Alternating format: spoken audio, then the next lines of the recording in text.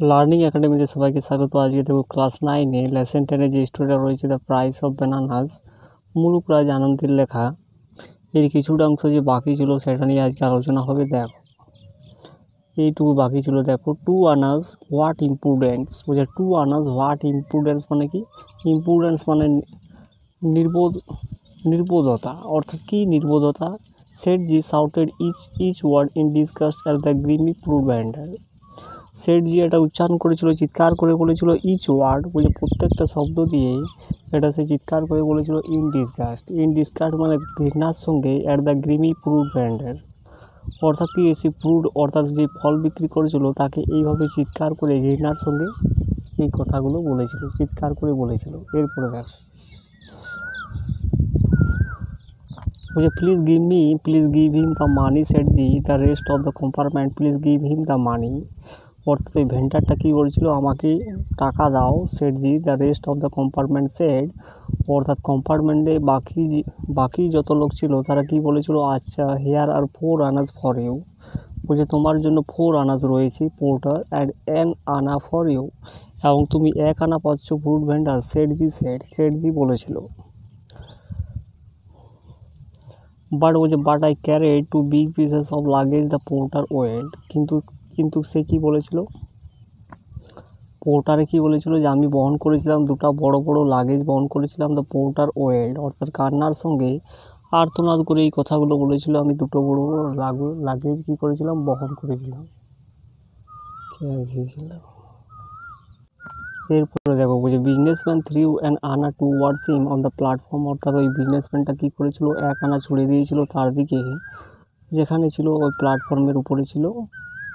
তারপরে দেখো the guards whistle blew, অর্থাৎ গার্ডের যে বাঁশিটা ছিল সেটা বেজে উঠেছিল। The train was about to depart, অর্থাৎ ট্রেনটা কী করেছিল, ছাড়তে স্টার্ট করেছিল। The vendor looked in through the compartment window, অর্থাৎ ওই ভেন্ডার কী করেছিল, তাকিয়েছিল থ্রো দ্য কম্পার্টমেন্ট উইন্ডো, অর্থাৎ ওই যে কম্পার্টমেন্টে চেপেছিল, অর্থাৎ যে কামরায় চেপেছিল সেই দরজা দিয়ে কী করেছিল, ভেন্ডার তাকিয়েছিল। বলছে সেটজি ডু নট রব দ্য পুয়ার, বলছে সেটজি তুমি গরিবদেরকে কী করো, চুরি করবে না, ডাকাতি করবে না। বলছে যা টেক রেস্ট, সেটা সেটজি স্কাউল অ্যাট হিম, স্কাউল মানে চোখ রাঙিয়ে তাকে কি বলেছিল, যা টেক রেস্ট, অর্থাৎ তুমি রেস্ট নাও।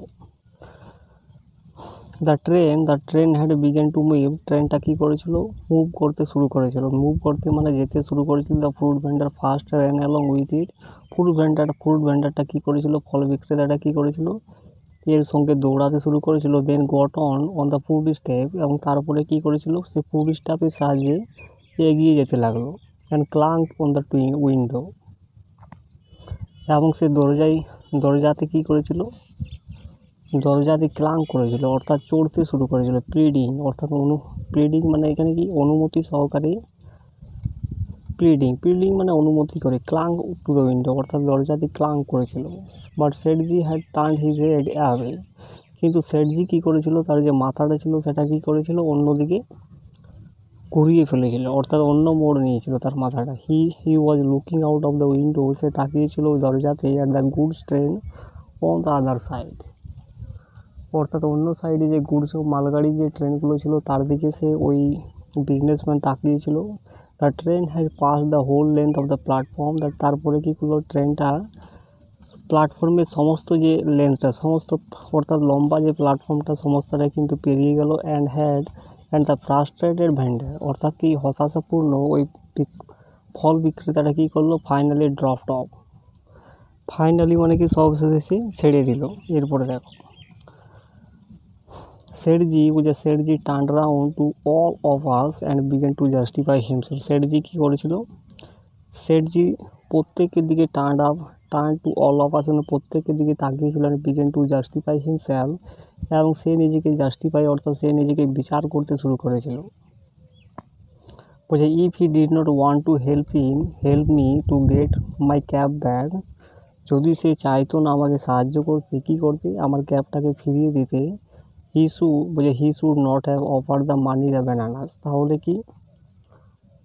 তাহলে কি করতো, সেই ব্যানানাগুলো অফার করার কোনো সুযোগ পেত না, অর্থাৎ ওই কলাগুলো ওই বাঁদরটাকে দেওয়ার কোনো অফার তার কাছে থাকতো না। বলছে I did not ask him to help, আমি কিন্তু তাকে সাহায্যের জন্য তাকে আমি জিজ্ঞাসা করিনি বা তাকে আমি রিকোয়েস্ট করিনি সাহায্যের জন্য। এরপরে দেখো I fail that all the other passengers had sympathy for the poor vendor. অর্থাৎ আমি অনুভব করেছিলাম যে সমস্ত যে যাত্রীগণ ছিল, সমস্ত যে যাত্রীরা ছিল had sympathy for the poor vendor. তাদের মধ্যে একটা করুণা ছিল, ওই গরিব যে ফল বিক্রেতা বা ভেন্ডারটার জন্য একটা করুণা ছিল সমস্ত যাত্রীগণের। The whole amusing episode had ended in a bitter sense of grievance. অর্থাৎ সমস্ত অ্যামিউজিং এপিসোড, অর্থাৎ সমস্ত অবাক করা যে এপিসোডটা, এটা শেষ হয়েছিল কীভাবে? In a bitter sense of grievance.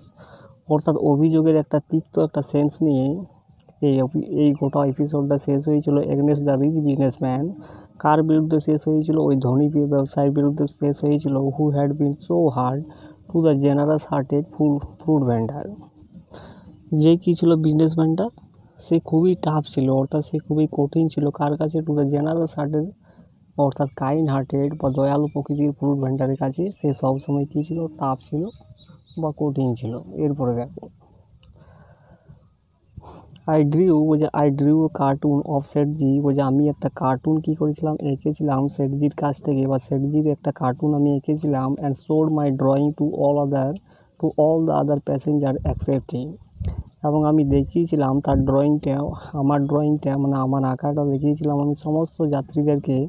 Accept হিম মানে ওই বিজনেসম্যানকে ছাড়া আমি সমস্ত যাত্রীদেরকে কী দেখেছিলাম? ওই আঁকাটা আমি দেখিয়েছিলাম। এভরি ওয়ান লাভ, প্রত্যেকে কী করেছিলেন? হেসেছিলেন। এরপরে দেখো দ্য মোর উই লাভড, যদি আমরা আরও হাসতাম Sethji became the more uncomfortable. তাহলে কী হতো?